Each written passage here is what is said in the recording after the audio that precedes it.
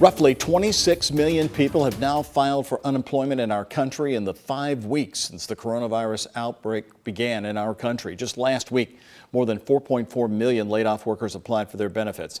Here's Inez de la Catera with what's being done about it.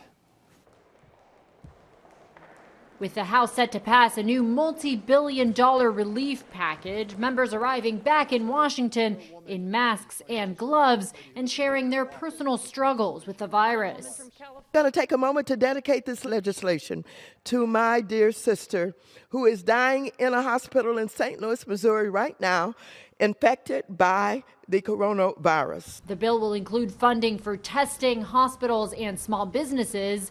It's about the lives and the livelihood of the American people. But it doesn't include money for states. Senate Majority Leader Mitch McConnell facing criticism for suggesting hard-hit states should file for bankruptcy if they need financial aid. Today, New York's Governor Andrew Cuomo, leader of the state with the most COVID-19 cases and deaths in the country, firing back. This is one of the really dumb ideas of all time.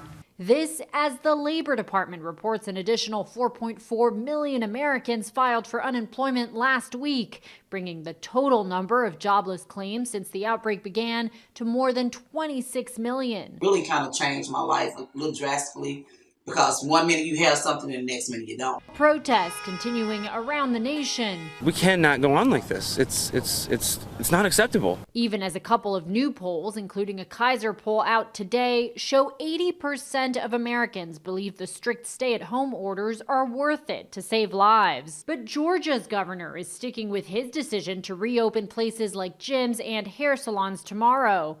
And listen, if people don't want to go, Martha, they don't have to. The president now joining some mayors in Georgia in criticizing that decision. I disagree strongly with his decision to open certain facilities which are in violation of the Phase 1 guidelines. But Georgia isn't alone. Several other states are set to start easing their restrictions beginning next week.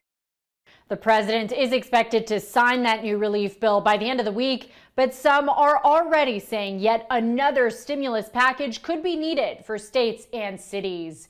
Inez de la Catera, ABC News, Washington.